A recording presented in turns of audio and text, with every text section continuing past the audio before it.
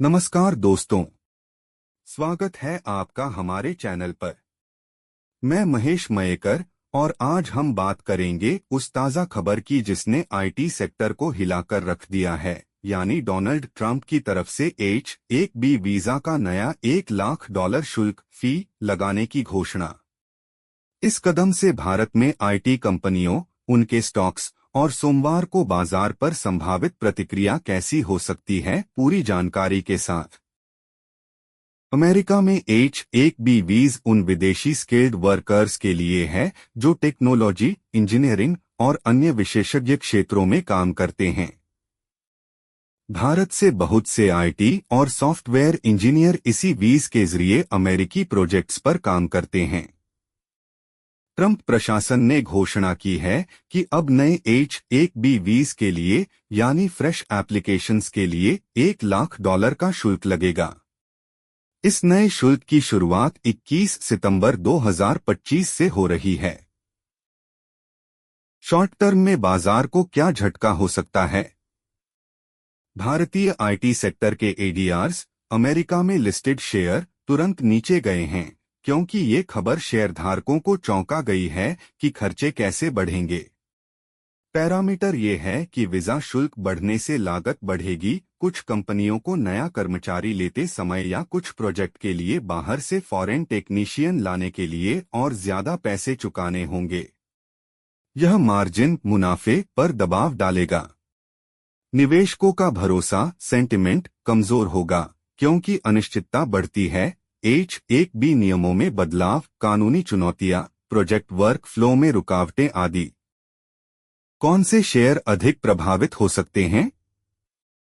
इन प्रमुख कंपनियों पर विशेष ध्यान रहेगा: TCS, Infosys, Wipro, HCL technologies, LTI Mindtree, tech Mahindra जैसे बड़े आईटी सर्विस प्रोवाइडर जो अमेरिका में बड़ी संख्या में कुशल श्रमिक भेजते हैं या वहां आधारित प्रोजेक्ट्स लेते हैं। एडीआर्स वाले शेयर जैसे कि इन्फोसिस और विप्रो, क्योंकि अमेरिका में उनका कारोबार और निवेशक इन्वेस्टर बेस दोनों प्रभावित होंगे। सोमवार को बाजार में क्या हो सकता है? शुरुआती सत्र मॉर्निंग सेशन में बेच विचार सेल ऑफ की संभावना है, खासकर उन आईटी स्टॉक्स में जिनके पास अमेरिका आधारित प्रोजेक्ट्स या H-1B वर्कफोर्स ज्यादा है। निवेशक शायद लॉन्ग पोजीशन होल्डिंग लॉन्ग कम करेंगे और प्रॉफिट बुक करने की प्रवृत्ति बढ़ेगी। मिड छोटे आईटी स्टॉक्स पर असर ज्यादा हो सकता है क्योंकि उनके पास लागत बढ़ने का प्रबंधन करने के लिए कम संसाधन हो सकते हैं। मध्यम और दीर्घकालीन प्रभाव: कंपनियां शायद अपनी स्ट्रैटेजी बदलेंगी, ऑफशोर डेवलपमेंट भारत या अन्य देशों से पर ज्यादा जोर देंगे या यूएस डिलीवरी मॉडल को कम करने की कोशिश करेंगे। वहां हो सकता है कानूनी और राजनीतिक लड़ाई। यह निर्णय कोर्ट में चुनौती हो सकता है या कुछ हिस्सों में छूट एग्जेम्पशन दिए जाएंगे। टेक्नोलॉजी कंपनियों को नए खर्चे, टैक्स, वीजा नीतियों के अनुकूल बनने के लिए अपने प्राइस मॉडल, मानव संसाधन मॉडल और क्लाइंट लोकेशन रणनीतियां बदलनी पड़ सकती हैं। निवेशकों के लिए सुझाव: ऐसे आईटी शेयरों की सूची बनाएं जिनके पास अमेरिका में ज्यादा प्रोजेक्ट्स हैं और देखें कि वे कितना एक्सपोज्ड हैं H-1B वर्कफोर्स पर। कम जोखिम लेने वालों को हो सकता है कि वो कुछ हिस्से अपनी पोर्टफोलियो का बचा-खुचा हिस्सा कैश या कम दबाव वाले सेक्टर्स में रखें। दीर्घकालीन निवेशकर्ता देखें कि कंपनियां नया मॉडल कितनी जल्दी अपना पाती हैं, ऑफशोर या स्थानीय यूएस हायरिंग बढ़ाती हैं या नहीं। नई जानकारी पर नजर रखें, जैसे कि अमेरिकी सरकार की क्लैरिफिकेशन अधिनियम, हायर एक्ट जैसी अन्य वाहनीय नीतियां, और किस तरह से अन्य प्रतियोगी देश जैसे भारत, फिलीपींस इसका फायदा उठा सकते हैं।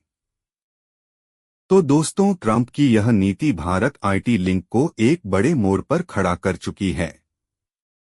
सोमवार को बाजार में गिरावट के संकेत मिल सकते हैं, खासकर आईटी शेयरों में। लेकिन फंडामेंटल्स अभी भी हैं। बहुकंपनी मॉडल, नई टेक्नोलॉजी, ऑफशोर क्षमताएं और भारत में स्किल्ड वर्कफोर्स, ये सभी बातें लंबे समय तक मदद करेंगी। अगर आप शेयर मार्केट में निवेश करते हैं तो सोच समझकर कदम उठाइए, जोखिम को समझिए और अपनी रणनीति तैयार रखिए।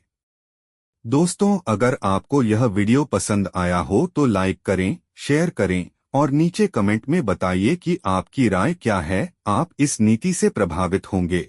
कौन सी कंपनियां आपकी नज़र में सबसे ज्यादा प्रभावित होंगी? धन्यवाद। अगले वीडियो में मिलते हैं।